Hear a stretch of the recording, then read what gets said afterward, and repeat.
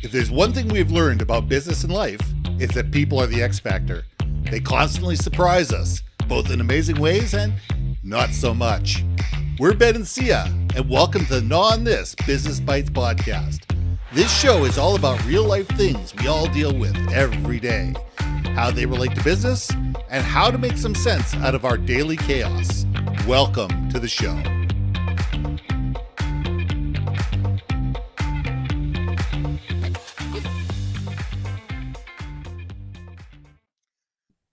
And welcome back to another episode of Gnaw on This Business Bites.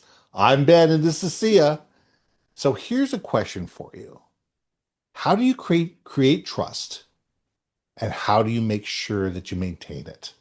Now, trust is hard to make, it's easy to break, and it's almost impossible to recreate.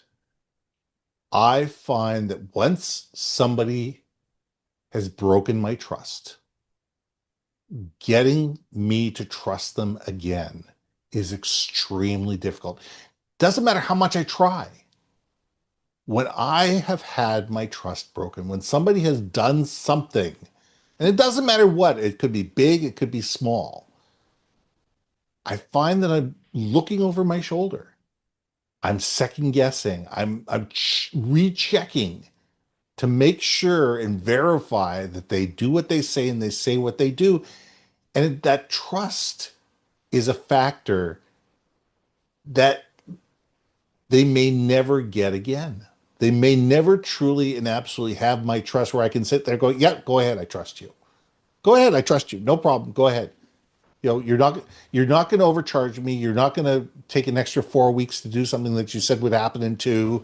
You're not going to, leave me hanging in the middle of a project, whatever. Go ahead. Don't worry about it, because I know if you tell me that something's going to get done, it's going to get done. And there's very few people in this world that I truly and absolutely trust 100% to do what they say and say what they do, because sometime over our career or our relationship or whatever, they have done something that has poked a hole in that trust. So Syya, let's gnaw on this. I'm in a mood today. Uh-oh. I'm just going to say it. It is interesting when you're thinking about interpersonal relationships. So that's a Ben and Syya only, one-on-one type of relationship. Mm-hmm. It is so imperative to have trust between one another, right? And it's also trusting that we're fallible in that Yes. relationship and exchange, right? So let me challenge it a little bit. Let me extrapolate that a little bit out. It's shocking and crazy to me when we think of it in the broader terms as in groups. Mm-hmm. Meaning, if I am a Syya working with a brand company, let's say, for example, I'm just going to make it up, Coca-Cola. I love Sure. Coca-Cola. Okay. Sure. I Absolutely. don't. Full disclosure, I have become an old person where, remember back in the day when we were kids, we're like, I want soda pop. I want soda pop. Now I can kind of like do without soda pop. Anyway, sorry for the non sequitur. Anyway, but, and I'm not maligning Coca-Cola. I'm just saying because it's a recognizable brand. Yeah, absolutely. But it's interesting that when you have like new recipe Coke that came out in the 80s, how quickly the fan base turned on Coca-Cola. Like, what the Yes, they heck did. crap on cracker is this little? Did no one do any taste tests? Did no one do any like market research to see how well Mm-hmm. it would be received? You're taking 100-year-old brand back then, and you're thinking, oh, because we want to be cool with the 80s, we're gonna evolve it, right? So I think the crazy part though is as much as that backlash was, Coke realized, oops, we done messed up, Ron, and they came back, right? And they came back with the Right. original recipe and all that stuff. So, And the but yeah, question and is, then we but we forget. was that just a marketing ploy? And and some people call that was just a marketing ploy, an expensive one, A very, I mean, okay, an well, extremely expensive one. But the question is, did they do that on purpose or was that a whoops? I think it's a whoops. I think it was a whoops. I'm sorry. As conniving and manipulative as humans can be, that's a big gamble. Oh yeah. And whoops, a whoops, right? So I mean, it was a big whoops to me because, well, come on, we've worked with enough corporate companies where the left hand doesn't talk to the right hand, the thumb Hmm. doesn't talk to the pinky on the same damn hand. Okay, like no, Thumb but doesn't talk to the index finger. Forget anything else. yeah. Anyway, okay. So, you're distracting me. But I okay, know. but and then extrapolate that even further though, with politics, right? Hmm. One political party might do one thing, and the base of that political party could be like, "What? What the hell's wrong with you?" And I'm so tempted, but I'm not going to say anything. Don't Don't, do it. don't. Don't do it. Well, everybody has their own politics. Everybody has their own No, ideology and ideals. and we don't Stay talk out of about there. politics. We don't do No, talk politics, but it we is don't do funny it. though how many times politicians can Yes. really poke at their fan base, and Yes. because of the grander things of I want to be part of this tribal community, political parties, they us as population, we take it, and the loyalty is there, and it's crazy to me because it's like, wait, it's almost like, you know what it is, you guys are all a-holes, but you're my a-hole, so I'll back you Yes. up. And that's Well, the crazy part. because I think the other side is worse than you are, and the enemy of my enemy is my friend. Yes. And I think that there's that dynamic going on as well. I mean, there are people that can do no wrong. And whether it be politics or brands or whatever this it is, they've built such a loyal tribe, and they've built up a huge level of credibility that even when they do slip up, and they do, every Oh yeah. brand does, people are willing to forgive them if they say, you know what, maybe that wasn't the right step. We're sorry. We've heard you. Let's move forward. And I think that there's a lot of power in that. But you have to have built up the credibility to be able to have a fan base, whether it be a fan of one or a fan of 10 million, to be able to say, hey, mea culpa, sorry about that. We heard you. We're going back, or we're making this pivot, or whatever they're doing. Yeah. Yeah. I I want to say so much. I am trying to not get us canceled. I'm trying so hard here. Okay, let me ask you this. So, has there ever been a time in your lengthy career where you realized you had to tell your client, or you were at the company at the time, to be like, guys, we need a mea culpa. We need Oh, to do this. absolutely. And was it followed through on or not? Or you know what I mean? Like, have you said, guys, we need to do X, and did they do it? And if they did, how did it go? And if they did not, how did it go? I mean, you forget, I wrote a book on leading beyond a crisis, conversation about what's next. I've got 15, 20 years of working in crisis management. The amount of times things have gone whoops in my career, and it's like, okay, what do we do now? I don't have enough fingers, toes, ears, maybe hair on the top of my head to count them all. You know, stuff, as the expression goes, excrement exists. The Yes. question is, what do we do now? And the companies that have survived and thrived are the ones that didn't necessarily listen to me, but had the wherewithal to say, hey, wait a second here. Maybe we've taken a misstep. Maybe we need to take 3 steps back. We need to listen to, evaluate, and articulate what we've done, why we did it, what our thought process is, why this went wrong, and what we're doing now. I mean, I look at Maple Leaf Foods, which was I wasn't part of this, and all disclosure, but Maple Leaf Foods in 20 plus years ago went through a huge listeria outbreak. Um, People died. Okay, ooh. people died. They didn't send the PR team to or the lawyers to the microphone. The CEO went to the microphone. Okay, for weeks on end, he basically said, this is what happened. This is what we're doing right now. This is what we plan to do. Here's what's being done. here's how we're moving forward. This is what we're doing to clean up the situation. And the companies ended up thriving.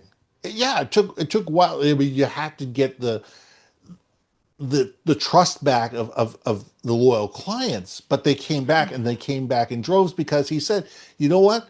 We made a mistake. We did. We made a mistake. This is what we're doing to fix it. We want to make sure this never happens again. And I think when we're willing to say, oops, sorry, and sorry is a big part of it, this is what we're going to do next, and be able to follow up and follow through, we work our way through a crisis, and we work our way through brand reputation things.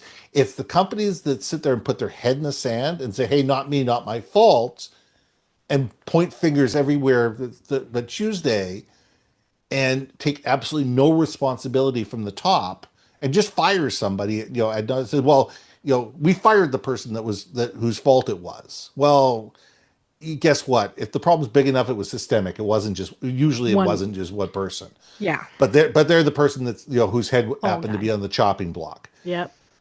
But we need to sit there and look at situations and go, okay, if we're ever going to get their people's trust back again, we need to act like human beings, and we need to act humanely, and we need to say, you know what? Guess what? We miscalculated. We were wrong. This is what we're doing about it, and this is what we're going to do about it. And hopefully, if we keep saying that and we keep doing what we say we're going to do, we're going to get people's trust back. Now, sometimes it's ended up having to be so far gone that you ended up doing a complete rebrand and a refocus to be able to bury that old brand in the desert, to be able to try to for lack of a better word, whitewash things, and be able to move forward from that point, because that brand is just so tainted that there's nothing you can do about it. But you would have had to have screwed up really, really badly in most cases, because every company has some brand trust. If they had no brand trust whatsoever, they wouldn't make any money. Mm-hmm. Mm-hmm. Well, because I think we're creatures of habit. Of course we are. I think we're creatures of habit. You I'm would have to do I'm something. still using Windows. I'm not using Linux. Oh, 100%. Like, and I'd be damned if I use anything Apple. So yeah, no, I'm right there with you. Um, yeah, it's funny. I just everything that you're saying, it just like I have so many like several thoughts. I'm like, yeah, and then oh wait, stay positive. So I think what the ultimate thing is this: we are loyal to brands, are loyal to whatever as a, a, a group. We are willing to overcome that trust breach if we still get something out of it. What And I have you think done for me lately? and I feel like even with personal relationships, it's harder with personal one-on-one relationships. Mm-hmm. But I do believe if there's something you can get out of that relationship, that's why people stick around. I Yeah. mean, I think that's just a sad fact of things. And so why we're so forgiving, it's because we're benefiting in the end. It's Yeah. meeting some need somewhere. Trust fails when communication fails. When we stop talking to each other and we stop listening to each other, Yeah. trust is the next thing that goes. Or Yes. maybe trust goes because we stop listening to each other, and because we stopped, speaking to each other. It is People want to feel valued. People want to feel listened to. They want to feel understood. They want to feel that they matter and that you care about them. And whether that's a one-on-one situation or a 1 to 10 million type relationship. And people want to know that as a client, as a friend, as a lover, as a whoever, that you matter to the other person. And Yeah. that you just weren't being manipulative, and you weren't just being mean, for no particular reason other than the fact that you could be mean or you could be manipulative. That it was actually not done on purpose, and it wasn't actually done with, malice aforethought. Mm-mm. Yeah, I'm in a mood. I can't. I'm about to say things I shouldn't be saying. No, Ben, I agree. Yes. So let's leave it there. Let's leave it there because there's a good place to leave it. let's leave it there. I would like the audience to think about and chew on this as well, gnaw on this with us, because I Absolutely. feel like we could have definitely gone in again. We really should just do like, here's our thoughts on these series, and then just go about and like because each of our conversations, I feel like we need a part 2 or 3 or 4. You know what I mean? But Or anyway, we need a disclaimer that says this is going into the political depths. This is going into the religious depths. This is going in, listen or don't listen. It's totally up to you. But here's your forewarning that this is where this conversation is going. it's like a gnaw on this after hours.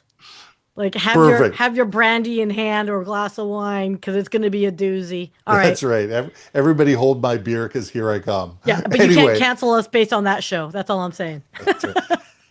And I'm Ben, I'm Syya. and we'll see you soon.